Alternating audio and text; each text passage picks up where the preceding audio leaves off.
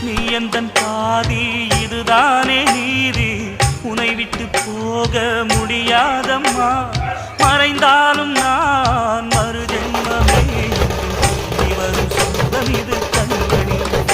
அதை தட்டிவிட நியாயம் என்ன கண்மணி இது நீ இருக்கும் நெஞ்சமடி கண்மணி இன்று யாரடிச்சு வெண்முதடி கண்மணி